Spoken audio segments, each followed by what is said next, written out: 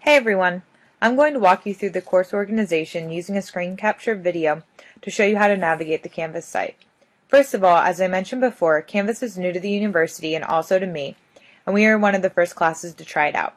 Overall, from what I can tell, it's pretty intuitive and user-friendly, so I'm excited about it. In the past, I've mostly taught online classes using Blackboard, which is kind of a pain. Okay, so let's get started. I'm going to make this full screen. And you can see down here that I am in the student view, so this should be exactly matching with what you can see. And I'm going to walk us through these various sections here in the left-hand column. So I'm going to start by clicking on the home page, which I've currently set to the course syllabus. And it'll stay there for a few weeks, but eventually I'm going to set it to the announcements page, which we'll go to next. And I will use announcements a couple times a week just to give you guys reminders or let you know if there are any changes. I'll also use the announcements function to post a weekly letter that you will also be able to see in the weekly modules at the beginning of each module. But I'll explain the weekly letters in a little bit, but I want to talk about this function a little bit first. So here's the first announcement that I just created, and you can see that there are a couple of cool options here, and this is new to me, like I mentioned, so I haven't used announcements this way, but I think we will try it out. So first you can search announcements here, and secondly there's an option to be able to reply to announcements. So I'm going to leave that open for now. We'll see how it works. But this will be useful because if you have any questions about the announcement that I've posted, you can hit this and you can post a response here. And then I can check in and respond. So that's pretty useful. If for some reason, like even just next week, the home page is set to the syllabus or something different, be sure to actually click on the announcements button here and check it. Since this will be the most recently up-to-date, this is where the most recently up-to-date information about the course will be. The next link is the course syllabus, which is the course syllabus, nothing exciting here. This is just a copy of it. You'll also be able to access it in the welcome module. Introductory course documents as a Word document if you prefer that. But a couple things you need to know about how I will use this. So first I'm going to scroll all the way to the bottom and show you that you'll be able to see here a tentative schedule. So this isn't filled out yet, but I will be filling it out over the weekend. But this will give you an idea of what's to come throughout the semester. I probably won't fill out everything, as I mentioned. We're going to be catering the class to your all's interests and projects that you'd like to work on. But what this will allow you to do is look a little bit further into the future. The weekly modules are set to unlock just one at a time, which we can talk about changing that if that would be easier on some of you. But I think that you will be able to rely on this to get an idea of what's coming up. So if you want to work a little bit ahead in terms of your reading or major writing projects. Something else I'll be doing is right around in this area, if there are any changes to the weekly schedule or to the syllabus, I'll post, updates to the syllabus in a heading here and list them here, so you'll be able to see them right when you open the course syllabus, and then I'll also change them within the actual document. So that's pretty straightforward. The most important link here on the left is the module link. And this is how most of the classes, well, the entire class is organized. So here, for now, it's a little bit different than what you'll usually see.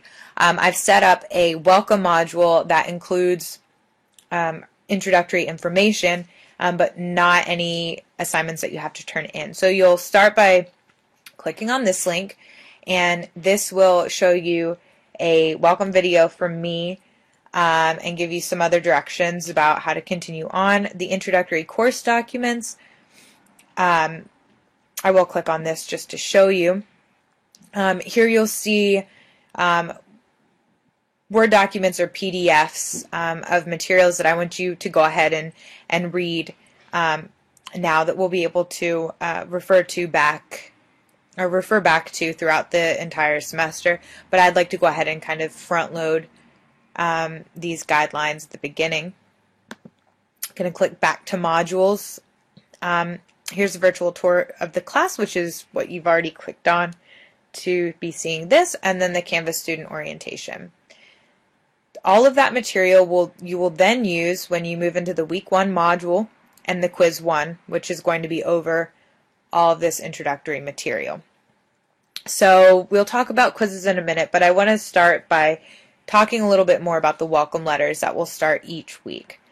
So you can see these are pretty short, and what they'll do, first of all, is they will outline in a numbered fashion what work you will have due for the week. So they're very important that way. Also, I might start the beginning of the letter by reviewing the work that's already been done in the week before. So if I have any general observations, I'll mention them here. And then I might spend a little bit of time near the end talking about what's to come.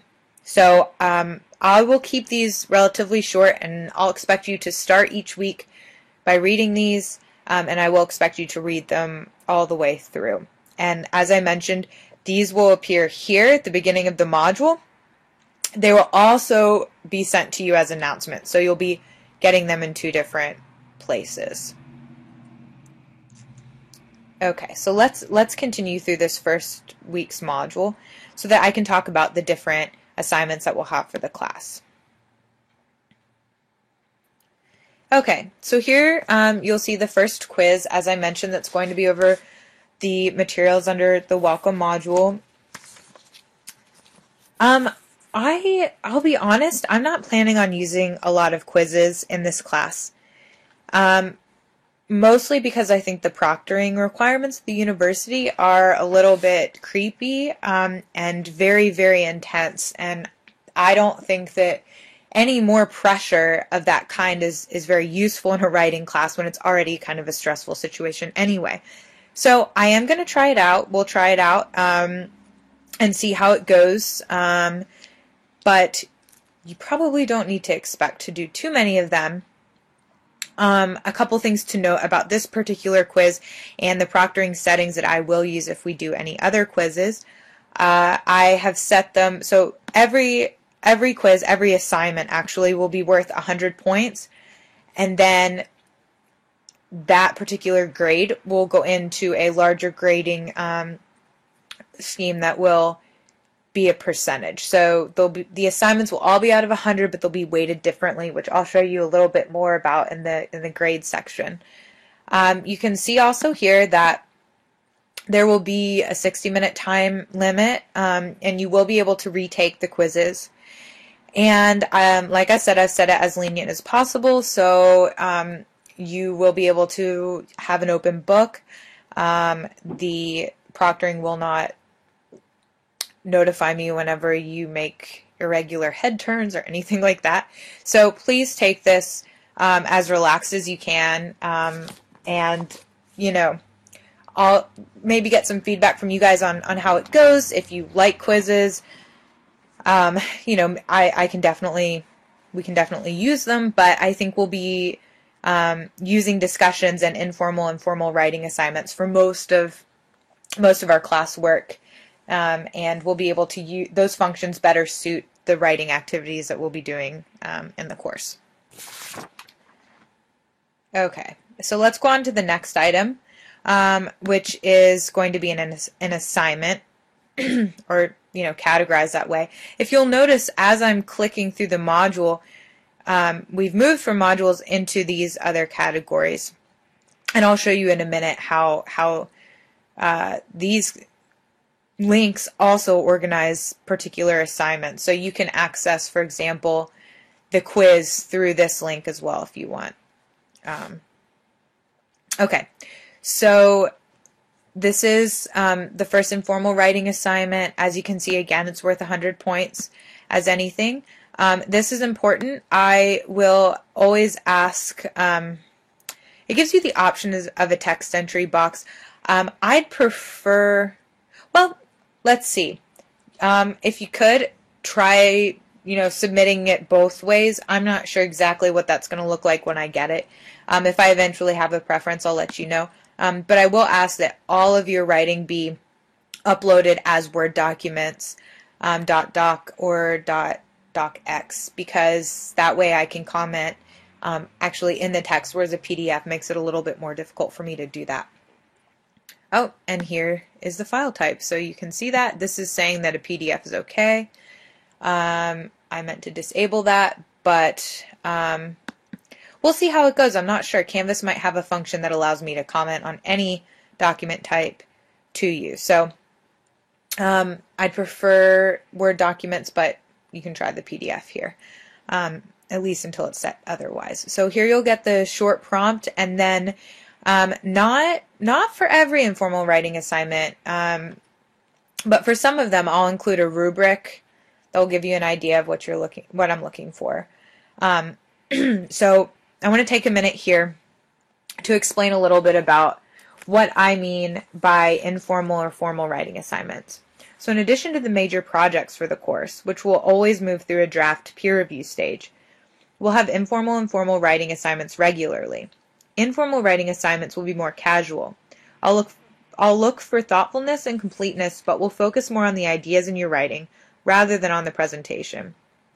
So, if appropriate, you might use bulleted lists and incomplete sentences. As long as I can follow your ideas, it's fine. You have more control over the format in informal writing assignments. In the past, when I've used Blackboard, I've used a journal function in a similar way. So you might think about informal writing assignments as casual exchanges between you and myself, oftentimes in response to a reading or your own experiences with your own writing. Sometimes I'll ask you to post your IWA on the discussion board so that peers can give you feedback and respond to you, but not very often. In contrast, formal writing assignments will be about idea development and presentation, so I'll expect your writing to be more polished. We'll sometimes do peer reviews for these assignments, and sometimes they'll be judged like major writing projects, except that they are shorter assignments, so won't be weighted as heavily. So, for example, we're going to be doing a resume or CV. That's going to be a formal assignment, and it will be expected to be formally written, but it's not going to be weighted as much as a major project. And just to remind you, the IWAs and FWAs are worth 20% of your grade. So I think both the more low stakes and higher stakes of these writing assignments are very, very important. And they'll often serve as building blocks for the major writing projects as well. Okay, so moving through the module, we will go on next to the discussion board,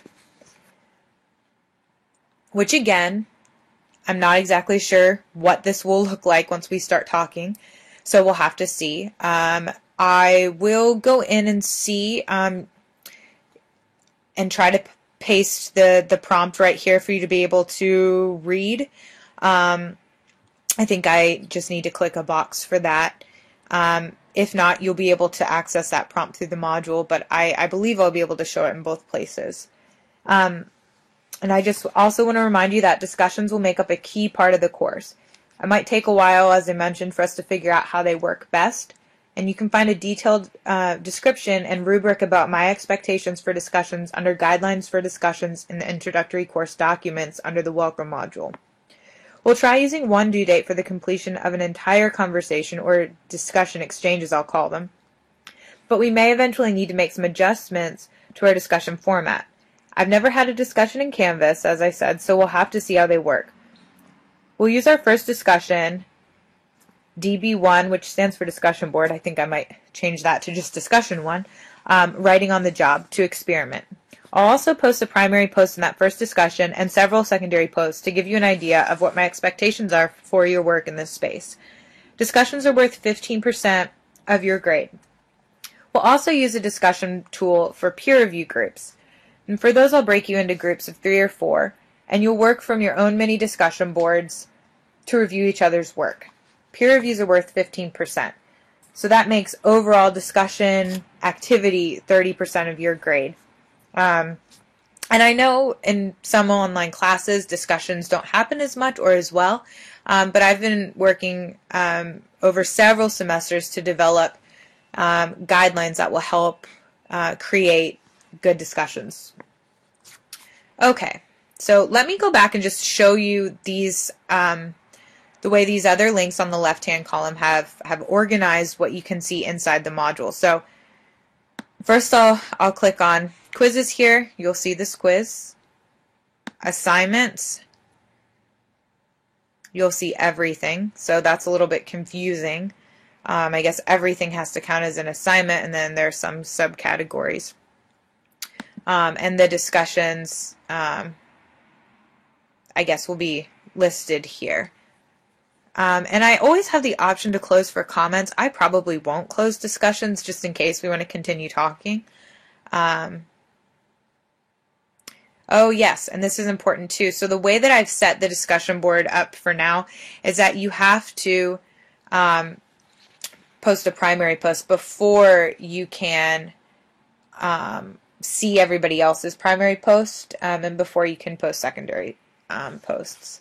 And I'll explain why in a minute. But I want to go back to the modules here for a second. And explain a little bit about how this weekly organization will work. So each week's work will be due the following Monday at 11:59 p.m. This will give you through the weekend and all of the day Monday to complete your weekly work. So for instance, the work for the week of Monday, January 12th will be due in exactly 1 week on Monday, January 19th at 11:59 p.m. Then at 11:59 p.m. on the 19th, the work for week 2 will open up and be due the following Monday on January 26th at 11:59 p.m.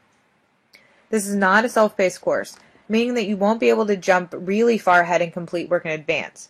You may be able to do this a little bit with the reading, and I'm going to set up the syllabus so that you can see what's to come. And you can definitely start writing projects early, but because the course is discussion-based and process-based, we will all work together 1 week at a time. So one more thing, as I was mentioning about the discussions, to keep in mind, is that you must post the primary post before the other posts. This is mostly so that you can respond to the prompt without too many outside influences, but also so that you remember to do it instead of just posting the secondary posts. So sometimes if you get in there a little bit later, you might just start responding to people rather than responding to the prompt first. And when you can, try to complete the primary post a couple of days early so that you can have some time to read and respond to classmates before Monday night. As I mentioned, we're going to have to figure out how the discussion boards work. And I might end up having to set 2 different due dates for those if we're having trouble having discussions. With just the one due date. So usually in the past I've set a due date for the primary post and a due date for the secondary post so that you can have time to read everybody's first post before responding to one another. But we're going to try keeping the once a week deadline for all work and see how it goes. Okay. So now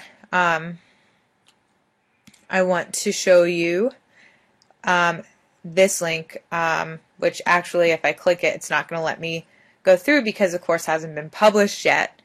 But what this link will do is it will allow us to get in there and meet virtually. So I have not set regular office hours just because I know you guys have such various schedules. And it makes more sense, I think, to set up individual meetings when necessary. Now, if regular office hours is something that you'd like to have happen, then we can talk about that and maybe see what times would be best for most of the people in the class. But as of now, they're not in there, but I can easily create a conference for us. And in that, we can use audio, video, or just the chat box. We can also do some file sharing, so that way we can both pull up a piece of your writing, see it, and both be typing on it as well, which is really useful. And it also allows us to meet synchronously, so in real time. And if you guys decide that maybe you want to do peer review groups that way or try that out, we can do that. If you, I might schedule some optional opportunities in the conference through the conference function to go over certain things. And then the other thing that's neat is it allows me to record it, the session. So if we meet, you can rewatch what we talked about, or if part of some of the class meets in that space, you can later watch the video if you miss it. I don't think it's fair to require synchronous meeting in fully online classes, so I won't do that, but I'm certainly open to setting that up. And it looks like we might have few enough students to where we'll be able to make our schedules meet. I know we definitely won't have more than 15, but 15 even in itself is a lot of people to get on the same schedule.